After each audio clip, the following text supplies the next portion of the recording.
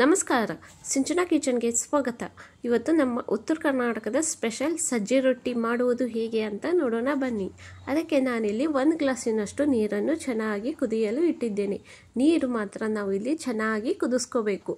ಕುದಿಯುವಾಗ ನಾವು ಸಜ್ಜೆ ಹಿಟ್ಟನ್ನು ಸ್ವಲ್ಪನೇ ಹಾಕಿ ತಿರುತ್ತಾ ಹೋಗಬೇಕು. ಸ್ವಲ್ಪವೂ ಗಂಟಿಲ್ಲದ ಹಾಗೆ ನಾವು ಇದನ್ನು ತಿರುಗಬೇಕು. ಮುದ್ದೆ ಮಾಡುವ ಹದಕ್ಕೆ ಇದನ್ನು ನಾವು ರೆಡಿ ಮಾಡ್ಕೋಬೇಕು. ಇಲ್ಲಿ ಫಸ್ಟು ನೋಡಿ, ನಾವು ಇದನ್ನು ಸಜ್ಜೆ ರೊಟ್ಟಿ ಮಾಡುವುದಕ್ಕೆ ಸ್ವಲ್ಪ ಇದನ್ನು ಜಿಗಿ ಹಾಕೋತಾ ಇರೋದು. ಈ ಥರ ನೀವು ಮಾಡಿ ಜಿಗಿ ಹಾಕೊಂಡ್ರೆ ಸಜ್ಜೆ ರೊಟ್ಟಿ ತುಂಬಾ ತೆಳುವಾಗಿ ತುಂಬಾ ಚೆನ್ನಾಗಿ ಬರುತ್ತೆ. ಅದಕ್ಕೆ ನಾವು ಈ ಥರನೇ ನಾವು ಸಜ್ಜೆ ರೊಟ್ಟಿ ಮಾಡ್ಕೋಬೇಕು. ತೆಳುವಾಗಿ ಬೇಕೆಂದರೆ ಈ ಥರ ಜಿಗಿ ಹಾಕಿ ನಾವು ಸಜ್ಜೆ ರೊಟ್ಟಿಯನ್ನು ಮಾಡಬೇಕು. ನೋಡಿ, ಸ್ವಲ್ಪ ಗಂಟಿಲ್ಲದ ಹಾಗೆ ನಾವು ಇದನ್ನು ನೀಟಾಗಿ ಇದನ್ನು ತಿರುತ್ತಾ ಹೋಗಬೇಕು.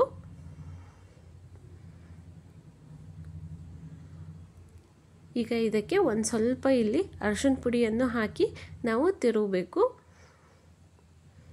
ನೋಡಿ, ನಾನು ಇದಕ್ಕೆ 1 ಟೇಬಲ್ ಸ್ಪೂನಿನಷ್ಟು ಅರಿಶಿನವನ್ನು ಹಾಕಿರುವುದು.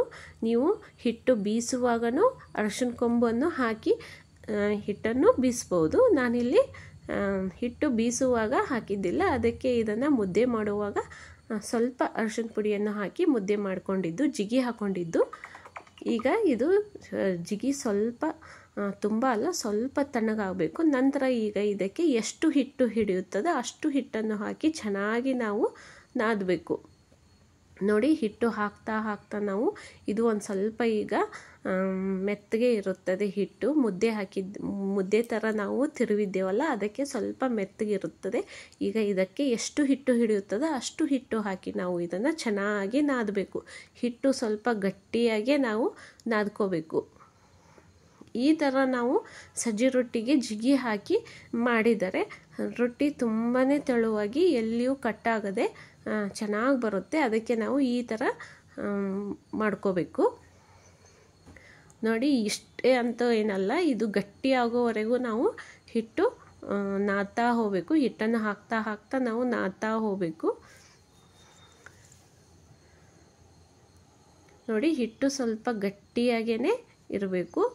ಮೆತ್ತಗಿದ್ರೆ ರೊಟ್ಟಿ ಹರಿದು ಬಿಡುತ್ತೆ. ಅದಕ್ಕೆ ಸ್ವಲ್ಪ ಗಟ್ಟಿಯಾಗಿ ಇರಬೇಕು. ಇದಕ್ಕೆ ಎಳ್ಳು ಕೂಡ ತೊಗೊಂಡಿದ್ದೇನೆ. ರೊಟ್ಟಿ ಮಾಡುವುದಕ್ಕೆ ಸ್ವಲ್ಪ ನೀರು ಇಟ್ಟಿದ್ದೇನೆ ರೊಟ್ಟಿಗೆ ಹಚ್ಚುವುದಕ್ಕೆ. ಈಗ ಹಂಚು ಕೂಡ ಇಲ್ಲಿ ಬಿಸಿಯಾಗಲು ಇಟ್ಟಿದ್ದೇನೆ. ಹಂಚು ಚೆನ್ನಾಗಿ ಬಿಸಿ ಆಗಬೇಕು. ಈಗ ಸ್ವಲ್ಪ ಎಳ್ಳು ಹಚ್ಚಿ ಈಗ ಹಿಟ್ಟು ಹಾಕಿ ನಾವು ಬಡಿಯುವುದನ್ನು ಕೂಡ ಇಲ್ಲಿ ತೋರಿಸ್ತಾ ಇರೋದು. ನೋಡಿ ಯಾವ ಥರ ಬಡಿಬೇಕು ಅಂತ. ಸ್ವಲ್ಪ ಗಟ್ಟಿಯಾಗೇ ಇರುತ್ತದೆ ಹಿಟ್ಟು. ಇದು ತುಂಬಾ ಸ್ವಲ್ಪ ಭಾರ ಹಾಕಿಯೇ ನಾವು ರೊಟ್ಟಿಯನ್ನು ಇಲ್ಲಿ ಬಡಿಬೇಕು. ಯಾಕೆಂದರೆ ನಾವು ಲಟ್ಟಿಸ್ತೇವಲ್ಲ, ಹಾಗಾಗಿ ಸ್ವಲ್ಪ ಗಟ್ಟಿಯಾಗಿ ಹಿಟ್ಟನ್ನು ನಾದಿರುವುದು. ಮೆತ್ತಗೆ ನಾಡಿದರೆ ರೊಟ್ಟಿ ಲಟ್ಟಿಸುವುದಕ್ಕೆ ಬರುವುದಿಲ್ಲ. ಹಾಗಾಗಿ ಸ್ವಲ್ಪ ಗಟ್ಟಿಯಾಗಿ ಹಿಟ್ಟನ್ನು ನಾದಿ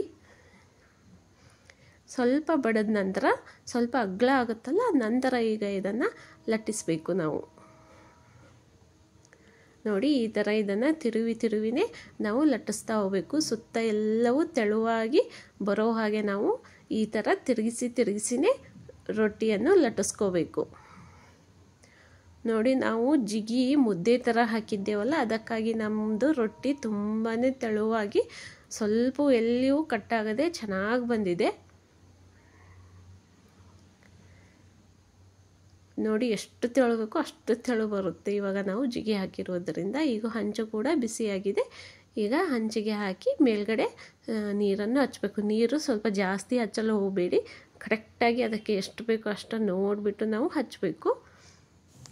ಈಗ ಚೆನ್ನಾಗಿ ನಾವು ಆ ಕಡೆ ಈ ಕಡೆಗೆ ತಿರುತ್ತಾ ಚೆನ್ನಾಗಿ ಬೇಯಿಸಬೇಕು. ಸಣ್ಣ ಉರಿಯಲ್ಲೇ ಇಟ್ಟು ಇದನ್ನು ಹಂಚಿನಲ್ಲಿ ಬೇಯಿಸ್ತಾ ಹೋಗಬೇಕು. ಒಂದು ಬಟ್ಟೆ ತಗೊಂಡು ನೀವು ಒತ್ತಿ ಇದನ್ನು ಬೇಯಿಸಬೇಕು. ಕಟಿ ಆಗೋವರೆಗೂ ಇದನ್ನು ಬೇಯಿಸಬೇಕು. ತುಂಬ ಕಟಿಯಲ್ಲ, ಇದು ಮೆತ್ತಗೆ ಇರುತ್ತೆ. ತಣ್ಣಗಾದ ನಂತರ ಕಟಿ ಆಗತ್ತೆ. ನೋಡಿ, ಇದೇ ಥರ ನಾವು ಇದನ್ನು ತಿರುವಿ ಸುತ್ತಲೂ ಸ್ವಲ್ಪ ಹಸಿ ಇಲ್ಲದ ಹಾಗೆ ನೀಟಾಗಿ ಬೇಯಿಸ್ಕೋಬೇಕು. ನಿಧಾನಕ್ಕೆ ಆದಷ್ಟು ಸಣ್ಣ ಉರಿಯಲ್ಲೇ ಇಟ್ಟು ನಾವು ಇದನ್ನು ಬೇಯಿಸಬೇಕು. ಇಲ್ಲಾಂದರೆ ಕಟಿ ಆಗುವುದೇ ಇಲ್ಲ. ಇಲ್ಲಾಂದರೆ ಜಿಗುಟಾಗಿ ಬರುತ್ತೆ, ರೊಟ್ಟಿ ಕ್ರಿಸ್ಪಿಯಾಗಿ ಬರೋದಿಲ್ಲ ಕಟಿ ಆದ ನಂತರ. ನೋಡಿ ಇದೇ ಥರ ಒತ್ತಿ ಒತ್ತಿ ನಾವು ಬೇಯಿಸ್ಬೇಕು. ಎರಡೂ ಸೈಡೂ ಕೂಡ ನಾವು ನೀಟಾಗಿ ಬೇಯಿಸ್ಕೋಬೇಕು. ನೋಡಿ ಹಂಚಿನಲ್ಲಿ ಸ್ವಲ್ಪ ಕಟಿ ಆಗುತ್ತೆ.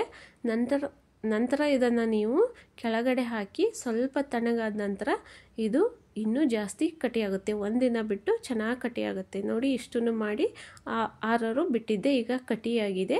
ತುಂಬಾ ಚೆನ್ನಾಗಿ ಬರುತ್ತೆ. ಇವತ್ತಿನ ವಿಡಿಯೋ ಇಷ್ಟವಾದರೆ ನಮ್ಮ ಚಾನಲನ್ನು ಸಬ್ಸ್ಕ್ರೈಬ್ ಮಾಡಿ, ಲೈಕ್ ಮಾಡಿ, ಕಮೆಂಟ್ಸ್ ಕೊಡಿ. Thank you.